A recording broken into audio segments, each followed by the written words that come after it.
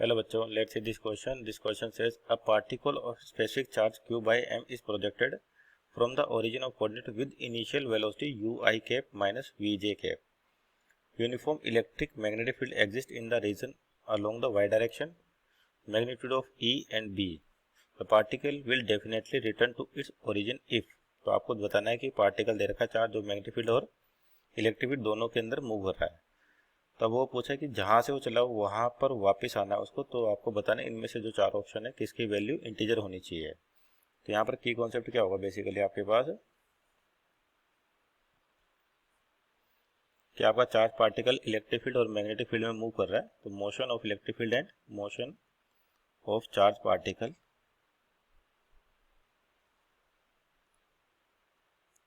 Charge particle in electric field and magnetic field. दूसरा क्या होगा आपके पास, यहाँ पर एक और चीज लिख सकते हैं कि चार्ज पार्टिकल जब इलेक्ट्रिक फील्ड और मैग्नेटिक फील्ड में मूव करता है तो उस पर फोर्सेस लगेंगी।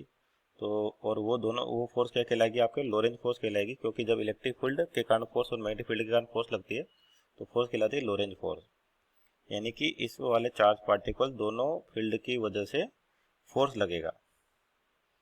तो ये की कॉन्सेप्ट हो गया। अब यहाँ पर जो कंडीशन है उसके अकॉर्डिंग देखेंगे। मान लीजिए आपके पास इस तरीके से है, तो देखिए यहाँ पर आपके पास जो कंडीशन है उसके अकॉर्डिंग देखें। मान लीजिए आपका चार्ज पार्टिकल यहाँ पर है और इसकी वेलोसिटी दे रखी है और आपको इलेक्ट्रिक फील्ड और मैग्नेटिक फील्ड दोनों की डायरेक्शन में वाई डायरेक्शन में है। यानी कि इलेक्ट्रिक फील्ड का मैग्नीट्यूड ई दे रखा है और मैग्नेटिक फील्ड का मैग्नीट्यूड क्या बी दे रखा है, और दोनों कौन से डायरेक्शन में, प्लस वाई की डायरेक्शन में। और चार्ज पार्टिकल की जो वेलोसिटी एक तो है यू आई कैप, यानी कि इस डायरेक्शन में यू है, और माइनस वी यानी कि इधर वी है। तो यहाँ देखिए आपके पास चार्ज पार्टिकल यहाँ ओरिजिन पे है और इसको रिटर्न होना है वहाँ पर। तो यहाँ पर देखो कि आपके पास एक यू इधर है, वी इधर है। अगर ये यहाँ पर जैसे इस डायरेक्शन की बात करते हैं तो यहाँ पर मैग्नेटिक फोर्स वेक्टर लिखे पहले, तो जो आपका क्या हो जाएगा Q V cross V, Q V vector cross B vector. और इलेक्ट्रोस्टैटिक फोर्स होता है आपके पास F equal to Q into E. जिस डायरेक्शन फील्ड होता है चार्ज पार्टिकल उसी डायरेक्शन में मूव कर जाता है आपके पास। तो यहाँ पर U जो है मैग्नेटिक फील्ड के देखा जाए तो परपेंडिकुलर है। इसका मतलब इस वाले डायरेक्शन पे आपका मैग्नेटिक फील्ड काम करेगा, मैग्नेटिक फोर्स काम करेगा। इस वाले डायरेक्शन में मैग्नेटिक फोर्स क्या हो जाएगा, जीरो, क्योंकि दोनों कैसे एक दूसरे के ऑपोजिट है, यानी कि एंगल हो जाएगा 180 डिग्री। तो इस डायरेक्शन में मैग्नेटिक फोर्स जीरो हो जाएगा आपके पास, और इस डायरेक्शन में मैग्नेटिक फोर्स लगेगा जिसकी वजह से आपका ये चार्ज पार्टिकल सर्कुलर मोशन करेगा। और तो यानी कि इस तरीके से मूव करता हुआ आगे की ओर जाएगा। और साथ में यहाँ पर जो वेलोसिटी v है तो थोड़ा नीचे भी जाएगा, लेकिन अगर इसको वापस इधर कौन ला सकता है, केवल इलेक्ट्रिक फील्ड ला सकता है, क्योंकि डायरेक्शन इधर है तो फोर्स लगेगा जिस डायरेक्शन में फील्ड है, तो यानी कि वापस नीचे जाके ऊपर आएगा। तो यानी कि जहाँ से चला वहीं पहुँच गया। इसका मतलब पहले तो वाई डायरेक्शन में कैलकुलेशन करते हैं अपन, इन वाई डायरेक्शन। मान लीजिए वाई डायरेक्शन की कैलकुलेशन करें कि वाई डायरेक्शन में पार्टिकल का जो डिस्प्लेसमेंट है वो कितना होगा, जीरो होगा। तो S equal to U T plus half A T square. यहाँ से अपन निकाल सकते हैं कि इसको कितना टाइम लगेगा।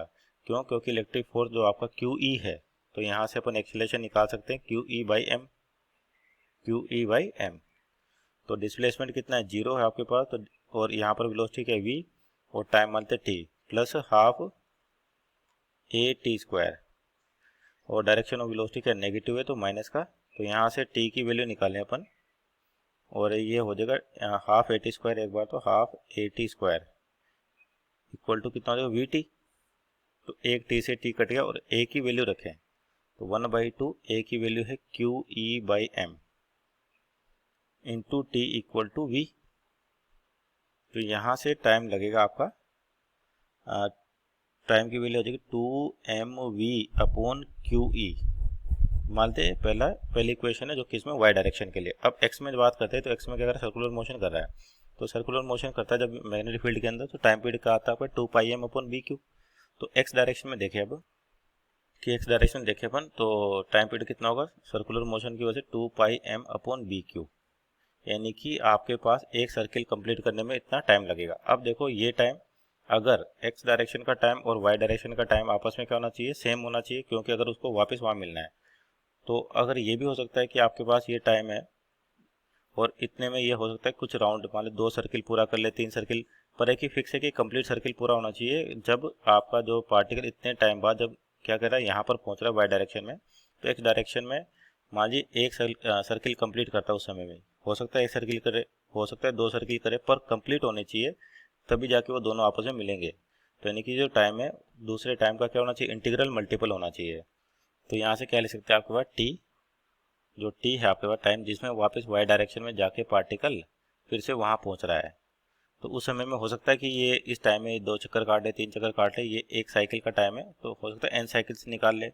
मान लेते हैं एन टाइम्स टी होना चाहिए, जहाँ पर एन क्या नंबर ऑफ टर्न्स और कंप्लीट होने चाहिए। तो यहाँ पर वैल्यू रखें अपन, तो टी की वैल्यू कितनी आई थी अपने पास 2Vm अपॉन क्यू ई बराबर N into T 2πm upon B Q. तो यहाँ से 2 से 2 कैंसिल आउट हो जाएगा, m से m कैंसिल आउट हो जाएगा, तो n की वैल्यू क्या आ जाएगी आपके पास, q से q भी कैंसिल आउट हो गया, तो n की वैल्यू हो जाएगी B V upon pi E upon pi E. ये वैल्यू आपकी क्या होनी चाहिए, n की जो वैल्यू आई ये वैल्यू क्या होनी चाहिए आपके इंटीजर होनी चाहिए, क्योंकि अगर साइकिल कंप्लीट होगा तभी आपस में क्या होंगे, दोनों मिलेंगे। So our final answer B V upon pi E. तो ऑप्शन चेक करें तो ऑप्शन नंबर आपके पास यहाँ पर वी बी अपॉन 2πe गलत हो गया, V B upon pi E, means option number C is our right answer. Hope you understood well, best of luck.